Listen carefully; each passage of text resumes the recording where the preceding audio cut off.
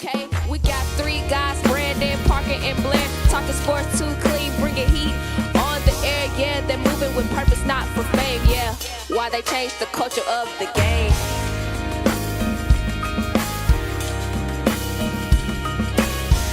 They're moving with purpose, not for fame. Yeah, why they changed the culture of the game.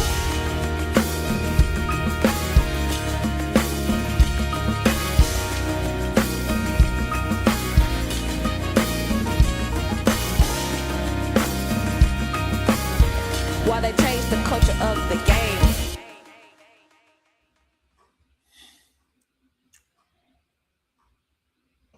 Hello, everybody. We are back for episode 2. Back Good in the evening, house. everybody. Yeah, we ready.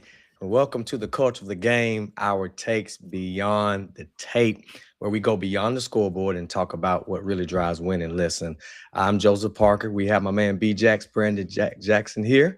What's All happening, right. y'all? Good to see you again. Yep. And then we have for the first time, I don't know if this ever happened, Brandon, we have 30,000 feet in the air, Yes. Blair Airy. Our co-host, one of my co-hosts, he's here. I know it's hard to see him. I'm here. Oh wow! He's literally joining us from in flight, y'all. This got to be record breaking. All right. It's a record. Nobody else, no other podcast has done this. I'm sure. Listen, this is amazing. I'm gonna say this early. What we saw today wasn't just about talent. It was about composure, you all. It was about leadership. It was about execution under pressure. And so I'm just excited, y'all. Let's get into it. Let's get into it. All right. Yep.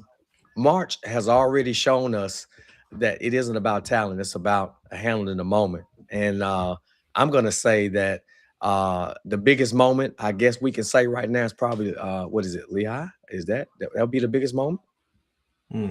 Oh, it could be Lehigh, it could be High Point, Joseph. Yeah. I think High Point man, pulled off a huge upset over the Badgers, Wisconsin.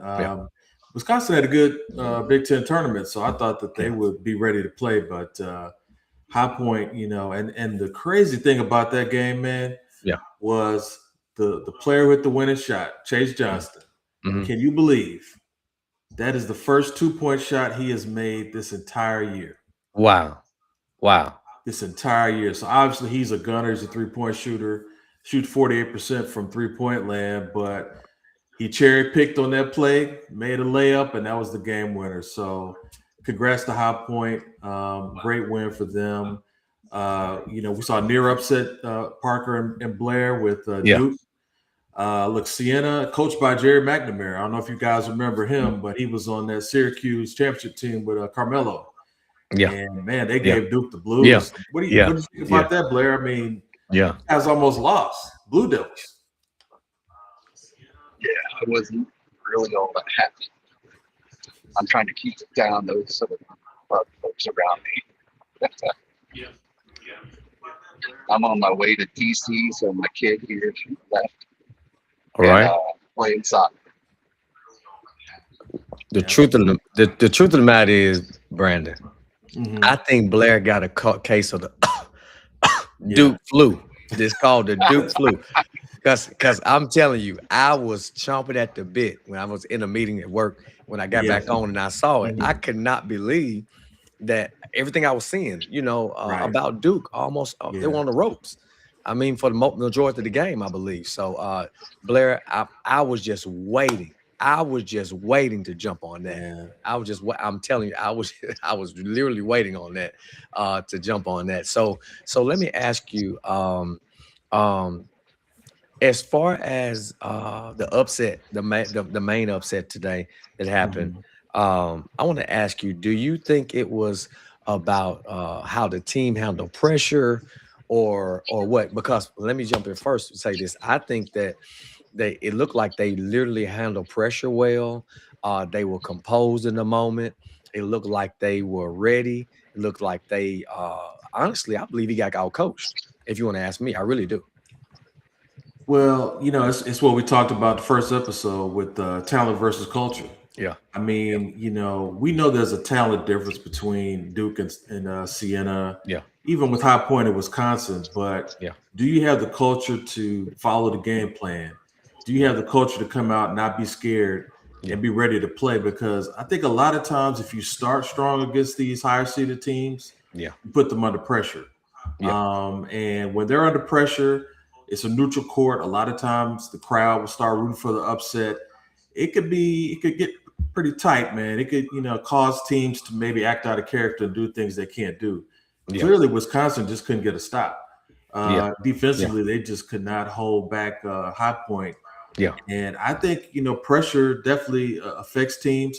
One thing you've talked about, Parker, was injuries. Yeah. You look for injuries and who's got somebody that's hurt on the team. Duke, their point guard got hurt. I think their big man is also dealing with injuries. So yeah. you change a couple of dynamics on the team, and all of a sudden you're playing guys who aren't used to it. Yeah. We'll say this: the Boozers, they're big time ball players, and the Boozer that we don't talk about, who's the point guard, he was backup, I think, most of the year. He came through, and you think about it, he's the son of a pro. He's played a lot of big games on the AAU circuit and in the ACC. So I'm not surprised he was able to come through at the end. Yeah, Caden was the guy. Listen, go ahead, Blair. Go ahead. No, I'm just keeping my stuff short so I don't bother too much. I got you. Caden is a good ball player. Yeah, for sure. I listen. I'm getting all kind of messages right now. Blair, you're breaking history. Like this is hilarious. 30,000 feet in the air. Come on. I told you I'd be here. It's dedication. Dedication. So out of every, absolutely dedicated. I love it. Let me ask you this: Did any team show that they made that they might be better than we expected? I mean, of course, the upset today, but I'm looking at even Howard right now. They're playing Michigan tight. So I would probably say Howard. Of course, the upsets are obvious, but I don't know what do you guys think? What do you guys think about that? Well, shout out to Howard. My baby girl is a freshman at Howard, so really proud of what they're able to do. I mean, they got a pretty good team, man. Good coach. Yeah. Coach went to Duke. You might remember him, Blair. Kenny Blakeney. He was a really good high school player, and he's obviously brought some of that winning culture to the Howard Bison. I want to ask you about this, Joseph and Blair.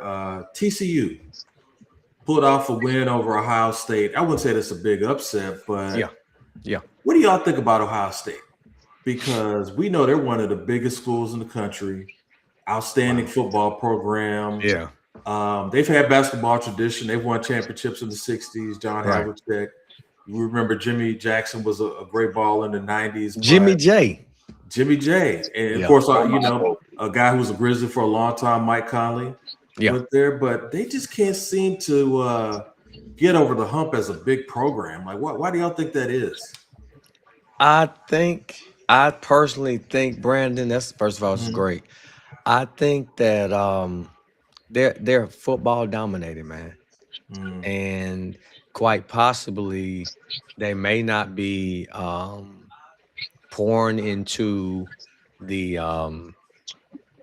their culture enough. That's just my personal opinion. The basketball culture, which spans for a lot of things as far as sports goes. But I think that they are really not pouring enough into that program. I mean, they did make it. My team didn't make it. I think we'll talk about that a little bit. My Tigers, Memphis Tigers, Penny Hardaway, great, still a great coach. But I think that, man, Ohio State reminds me somewhat of a USC. I mean, USC is another big time college, college period university, but it's big time in football, or at least USC was at one time. Their heyday. They're coming back a little bit, but in my opinion, Man, I just think Ohio State is one of those schools that they focus so much on football. Of course, other sports are great there. I don't want to make anybody mad with Ohio State. But the truth of the matter is they have struggled. They haven't, I mean, think about it. I mean, Mike Conley, like you said, those days, Odin, those were the last time that we were really, really, they make a little noise every year, but then they're never your Duke, your Michigan, even, and I know Ohio State people don't like me to say that, but they're not, they're not a true blue blood as far as basketball go. That's right. And I think, so Blair and I, Blair's a Georgia fan, I'm an Alabama fan. Those are clearly football schools. Yeah. But I think what I've learned over time is if you have the right coach, you can overcome that. So Wimp Sanderson, great coach in the 80s, 90s. He was a weird dude, man, wore those crazy jackets, and he had a temper on him. Yeah. But he brought in some good ball players, had some really good teams. They just couldn't get over that Sweet 16 hump back then. Yeah.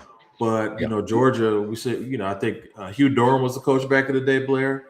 Had some really good teams. Yeah, and now they're in the tournament again this year. So, Florida has shown that you can do both. So, I think when the money's there and you get the right coach, I think it is possible. But clearly some schools like Ohio State, maybe USC, they haven't quite been able to be consistent with that. I agree. I agree. Joseph, I heard earlier that they said during the Ohio State game, this was the highest scoring Ohio State team ever. I was like, whoa, that's crazy. Especially since I'm just reading here that they haven't made the March Madness tournament since 2022. So it's crazy. Yeah. Oh, wow. It's been It's been 4 years. Yeah. So again, I think that really just that goes back to my point that they're not a blue blood, of course, but Ohio State, when I hear Ohio State, I don't think basketball. I think football. I think football. Agreed. Yeah. So I'm gonna tell you though. I'm gonna tell you, man, if that team, if High Point keeps playing like they do, they may be dangerous going forward. I really, man, if they keep playing like they do, they're going to be very dangerous going forward because the poise, you just can't, you can coach some things, but those guys were poised, I mean, what you think about that, Brandon? You think that'd be dangerous going forward? Anytime a team can put pressure on you offensively, you have to take it seriously. Yeah. We know the Big Ten teams are physical. They play, usually pretty good defense. Yeah. And that clearly did not affect High Point in terms of how they were able to score, get points on the board. So I think when you can do that, when you can hit 3-pointers in this day and age, the thing that I talk with you all about all the time is having guard play. Absolutely. If you have good guards on a college basketball team, that could take you a long way because they can handle pressure. Yeah. They can get you in their offense and they can get the ball to the right players, and then they can make a play at the end of the game. So I think High Point has shown some ingredients that could be special.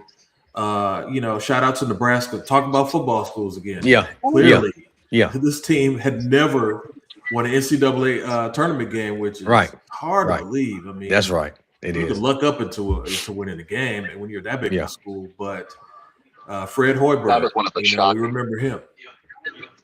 What'd you say, Blair? I said that Nebraska, they were shocking to me. I never won a game. Yeah, I know. So let me say this. I think that that upset was about preparation more than talent. I think both of those were more about preparation and talent. Because if you go up and down the squad, I mean, they're all D1 players, right? But there's a difference. We know this. Let's be honest. There's a difference in some schools, some players. That's right. Yeah. But man, those coaches had them prepared. It's just like corporate setting. It's like a family setting. It's like a business. Man, preparation means everything. And so, would you agree that it was more about preparation than talent? Well, clearly, those coaching staffs came in with a game plan. They prepared. A lot of times, I think it's easier for the underdog to prep for the big school than vice versa. Yeah, Because yeah, look, these are college yeah, kids. You yeah, could talk to them all day. Man, you got to play hard. You got to be ready. yeah. You got to know number 21 is a shooter. Right. You just don't know if they're going to take it seriously or not. Yeah, And I give credit to coaches who are able to often win that first game yeah, because this is a tough one. Once you can win that first one, no matter what your seed is, I think players can calm down. They can recognize, okay, yeah, we don't have to be worried about being shown on the screen as a big disappointment, and they can play yeah, ball. I yeah. imagine Duke's going to get better from now. I don't know if they can take it all the way, but I think they'll play better. But I think, I give Cal credit. I saw Arkansas really jump on Hawaii You got to early in be that like that. game. Yeah, you got to be like And that. we remember in his Memphis Tiger days, it used to really frustrate me when they would talk about, well, who's the number one seed most likely to get upset? And they Yeah, would always pick Memphis because always. Memphis wasn't in a strong conference. And every Right. time Memphis would Yeah, blow teams out of the water. So yeah, I do think the preparation matters, but it's also the motivation, getting your players to respond to your coaching. And from this point, I think it's about calming your players down and getting them ready for the next game. Because yeah, if you really upset another team, you might think our job is done, and it's not. You still got an yeah. opportunity. Yeah, I saw You great guys- confidence. Go ahead, brother. Yeah, I was gonna say, did you guys hear during halftime, kid from Duke? I can't remember which one. They asked him why didn't they do well, or why were they playing like they were? And he's like, Yeah. well, you just took that for granted. We thought we would beat him. And that's a shy. I think he probably tore some backsides when he was at halftime. Yeah, Blair. And that's a good. I mean, you beat me to the punch. That bothered me though to hear, Yeah. the number one overall seed. And he's a kid. He's being Scary. interviewed. Yeah, but he also said, we thought it was gonna be a cakewalk. Man, Yep. what are there you you go. talking about? That really disappointed. I'm like, I'm not sure this is real number one overall seed team. And it's not that I don't like Duke and Blair. I pick on you, but it's not that I just didn't expect for number one overall seed to say, hey, I think it's a cakewalk. And we know, again, like I said, they're young men. This is their first time. I can understand nerves, but to take somebody to be a cakewalk, I'm not liking that. I don't know. What are y'all thinking about that? Well, it helps to have veterans in college too. Yeah. A lot of teams that win in college have seniors, juniors, even if they transferred a few times. They have somebody who before the game will pull that person aside and say, let's knock them out in the first 10 minutes. We can get our rest. We'll be ready for the next game. Yeah. And if you don't have, and look, coaches, we know this, right? Yeah. We've Yeah. dealt with people leaders who they're good people leaders. They know how to motivate and work. Yeah. Yeah. Sometimes it's got to be your teammate who tells you, hey, man, you got to get your stuff together. That's right. And that could just matter more than even what the manager says. And so I think sometimes you need your peers to kind of lift you up and say, hey, it's go time. The lights are bright. This ain't the time to be freezing up. You got to take the shot. You gotta know your assignment. So Yeah. I'm gonna say this, man. But for those of y'all who are just joining us again, this is the Culture of the Game, our takes beyond the tape, and we're maybe breaking history tonight. I'm not sure, but of course, I'm Joseph Parker. Got my man Brandon Jackson, but we also got Blair Airy. That's literally in the air. Airy. Yeah, he's airy tonight. 30,000. With 30,000 feet, 30,000 feet in the air on the airplane. Yeah. Somewhere. Somewhere. Power the larger electronic devices. People ask you to stow your devices. Uh-oh. Uh-oh. You might need to shut down your device, man. Blair, yeah, I think you have to shut down, Blair. Flight attendant's about I'm to. not your seat. Still on the move now. All right. He said he's gonna go on mute. Listen, it's that dedication, you all. I want to ask a question. What leadership moment stood out late in the game today? I thought about that. What leadership moment stood out late in the game? I think that it was a timeout by Duke's coach that I saw, and he seemed like kind of settle everybody down. Oh, and I'm gonna say this too. Let me back up. Let me back up for a second. I think the most shocking moment today was in the Duke game. Maybe I misread this. Maybe my eyes are failing me. I just had a birthday, so I'm getting a little older, so I'm not sure. But y'all have to help me. I have a question. Did the coach not sub out any players? Was that correct I in the Duke believe game? he went with his 5 the entire game, and Yep. Yeah, Sienna, right? Yeah. Yes, yeah, and that's McNamara. And so that's another difference that you see a lot of times in these games. Like, if you don't have quite the talent, you might say, "Hey, we got 5. That's it. Maybe 6." That was tough though, man. I don't agree with that. Yeah, I No. think even if it's just for a minute or two to just give a guy a chance to get his breath back and get his energy back, you got to sub a little bit. So it's no surprise that they wore down. I mean, Duke, is a strong physical team, but he was close, man. If it was a 38-minute game, yeah, they won, but it was 7. You know what I'm saying? Playing 5. I want to add. I don't know if anybody out there that's watching right now, former basketball players, but I'm just interested to know. I mean, what do you all think about that? I mean, he's the coach, and I mean, he played one heck of a game. I'm not taking anything for him. Coach, he had them prepared, ready, but 5 guys, they had to be tired. I guarantee you the shots was probably falling short some. I mean, and the big kid, from what I saw highlights, it was like low lights. Like he was missing bunnies, missing dunks, because he was probably tired. Well, and also psychologically, first of all, Duke is coming back. Yeah. They are. Yeah. And secondly, when you see them coming back now, instead of really trying to play basketball, you're holding on to the lead. Yeah. And that wears you down mentally, because every time Duke scores, every time Duke hits a 3-pointer, they go to the line and hit their shots. It takes maybe a little bit out of you. And so, but credit to them. I give those players who put that 40 minutes in a lot of credit. Absolutely. A lot of heart. Yeah. Absolutely. Because my question was, if they did beat Duke, they won't have anything in the tank for Saturday. Nothing. Because the Thursday winners play Saturday, right? That's right.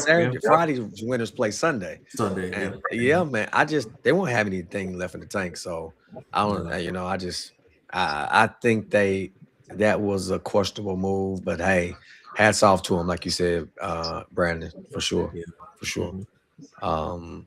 Listen, we weren't gonna be on long tonight. We just wanted to come and talk about the highlights, maybe lowlights and upsets and things of that nature tonight. I do see I got a notification earlier that UNC VCU was coming back against 75-73. 2-point game. 2-point game. Less than 30 seconds left. Yeah. Oh wow. Yeah. Now that would be a huge upset too. Huge upset. 11 versus 6. Like that's. I picked VCU. You did?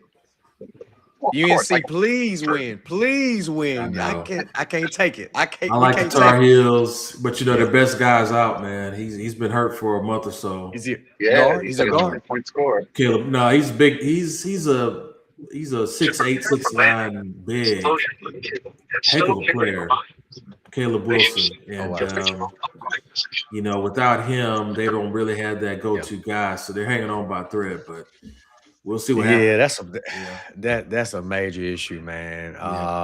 We're gonna see what happens. We might have before we end tonight, we might have another upset. Might have an upset in the making. And if this happens, man, that coach gonna be on the hot seat for sure. Well, Joseph. So speaking of coaches on the hot seat. Here we go. We got to talk about it. So the University of Memphis officially decided to retain Penny Hardaway for another season. That's right. I think all three of us here, can truly say we're Penny Hardaway fans. not only the player, but a coach who cares so much about the city and his team. But we've had a lot of conversation in the group chat over the years about some of the strategies, some of the coaching moves, some of the staff moves, some of the press conferences. And this year, I mean, just can't sugarcoat it. It was a disaster. What did you think about the season, Joseph? And what do you think Penny needs to do to turn it around? Let me tell you something. This is a strategic move by my partner, B. Jax. Brandon Jackson. This is a strategic move, you all. I want you all to know I'm being set up because he knows I bleed blue and gray. Listen, I am a diehard. Matter of fact, a couple years ago, we took us three. I think us three did our kids go. We went to go see Alabama, Brandon's team. Crimson Tide, against my Tigers. Yes, whipped that night. Yep. Yeah, they did. But I am unapologetically Tigers fanatic. All right, blue and gray. I love it. But it was a tough year, you all. I think that we have to go back to this time last year after the season was over. He had one of the hottest players in the nation. PJ Haggerty, right? I mean, he could. I mean, he's a hooper and still is, right? And he chose to wait months before he decided to not come back to Memphis because of the NIL deal, and he went to Kansas State. And so that was the beginning of the end to this year. It was not the season. Losing a big-time player like that, I mean, it can average 30. I mean, a great hooper, amazing basketball player. Maybe keep Dane Danger, too. Dane Danger, that was another thing. And nobody came back from last year's team. And so it was 15 new players, some new coaches as well. It was just a recipe for disaster. But I'm rolling with you, Penny. Matter of fact, we're going to get you on the culture of the game. Come on, Penny. we gotta get you here. We gotta get you here for the culture of the game. All right. Our takes. We got breaking news, Parker. VCU North Carolina Tide 75. 3 seconds left. Oh wow. Who got the ball? Man, I'm not sure. VCU, that's a heck of a comeback, man. Oh, they were down in the entire game. I see it. Entire game. Here we go. Yeah, BJX, give me the rundown because I can't watch it anymore. Yeah, right OT. now. I was going OT. Wow. Okay, man. I don't know, man. I think mine a little bit lag. It's got a little lag, but it looks like VCU had called a timeout, so I don't know. I think that's still a timeout, but I'm not sure as a rock. So man, wow. This might be breaking VCU news. has the ball. Woo. 3 seconds. Yeah, man, you're right.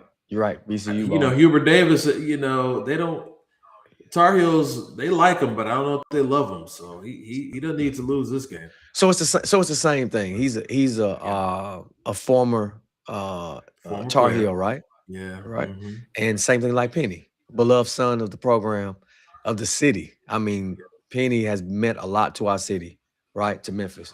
And so the truth of the matter is, man, back to that, I think that this year is going to mean a lot for Penny.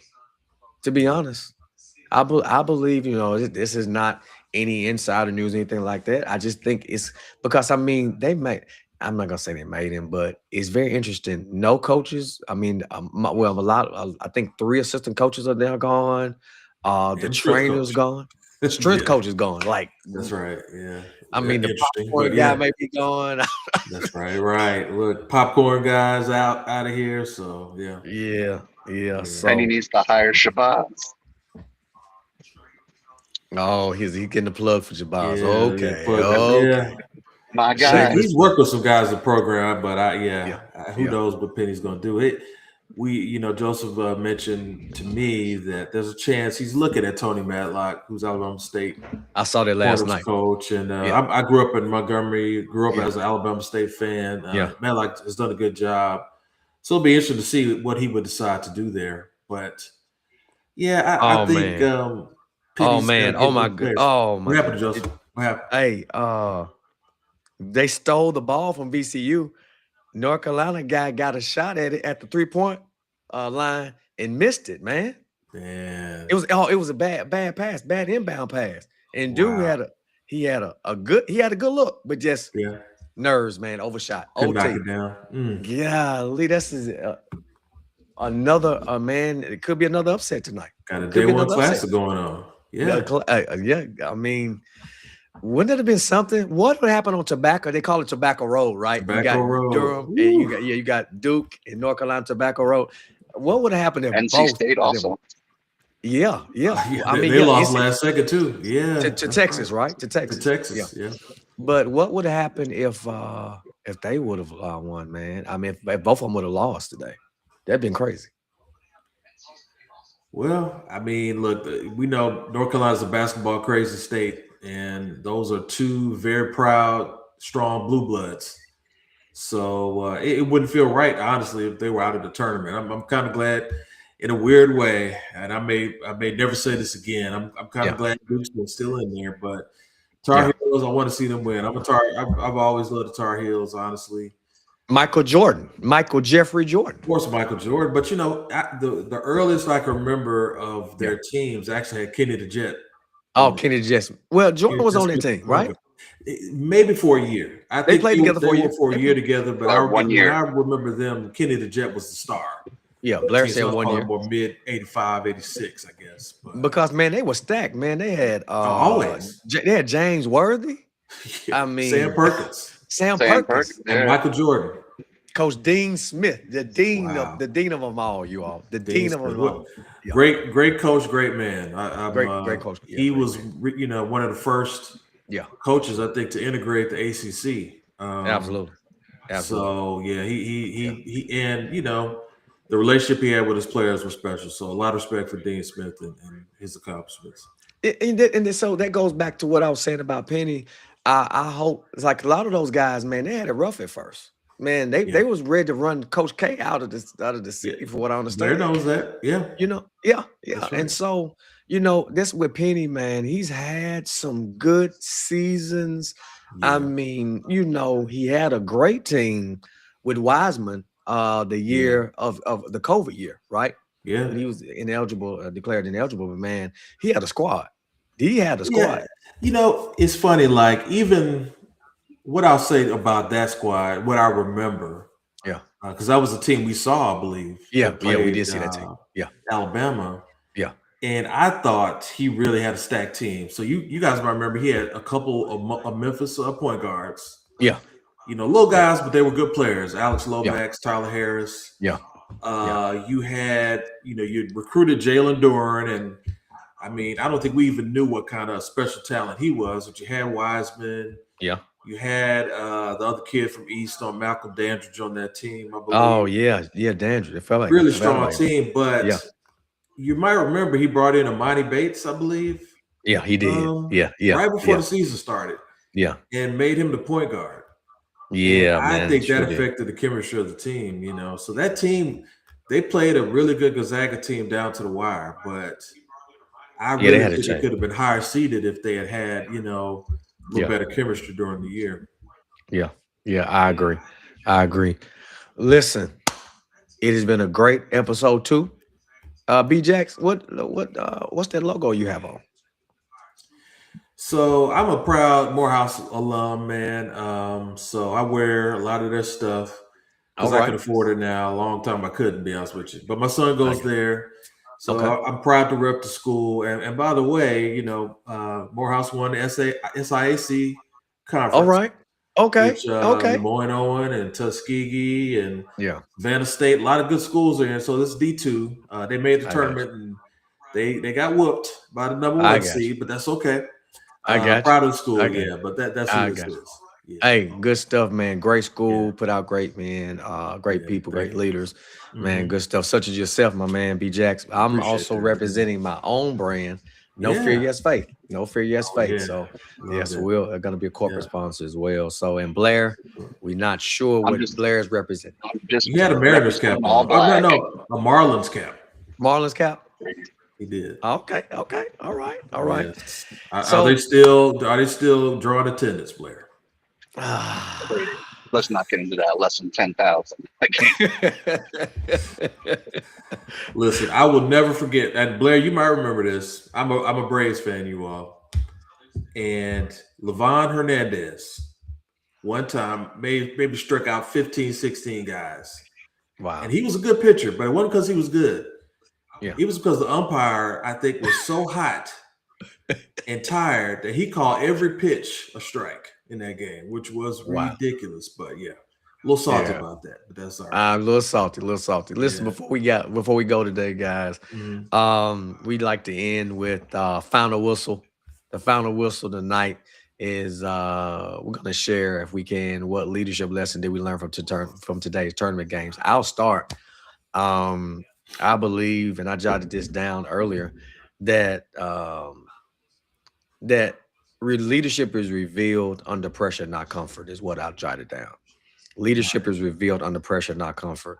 When the games got tight today, you could clearly see who was composed, who trusted the system, and who tried to do too much. And the teams that stayed disciplined and communicated, they found a way to win. And so the teams that panicked or got out of character, that's where things start to fall apart. So the biggest leadership lesson today for me would be leadership is revealed under pressure, not comfort. Well, a lot of times we try to be confident or try to be comfortable, but leaders are often putting that fire, refiner's fire, and so we saw a lot of great things that even right now, VCU, they panicked at the very end, although they got another extra quarter or so to go. But man, if you can stay calm under the pressure, that a lot of times you'll come out to win even in life. What about you, B-Jax? We talked about it first episode, preparation. I think when you're on a big stage like this, it's natural to be nervous. Yeah. But I believe if you're prepared, you can overcome the nerves to settle down and eventually find that composure that you're going to need to be at your best. I agree. And I think that's key when you're looking at the teams that played well today. For Siena to come out on a lead on Duke means that they might have been nervous, but they got over it quick. And their preparation came through. So whether you're working on a big project or you have a big presentation, I always tell people, prepare as much as you can. Know your stuff like the back of your hand. And the nerves will settle down no matter how many people are watching. So I think that's the biggest thing. Preparation will help you be at your best. Yeah, absolutely. Listen, at the beginning of the broadcast tonight, I think that I said Lehigh, but I was actually thinking about their game last night. Actually, Prairie View was actually was who I wanted to mention, so I want to correct that. Actually, much they did very well. Our partner in crime has landed. Blair Airy is now on the ground. All right, he landed safely. I mean, this is history. I mean, literally, the Eagle has landed. Yep. Listen, we want to thank you all for joining us tonight on the Culture of the Game, our takes beyond the tape. This has been a fun live session. Join us next Thursday evening at 7:30. We will be looking forward to coming to you again with another episode. Oh yeah, follow us on TCOT the Game on IG, as well as subscribe to this channel. Matter of fact, share. Look at Blair, he's funny. Share this link with others. We want to get those numbers up, so we appreciate you all for being with us tonight. Everybody have a wonderful night. Peace.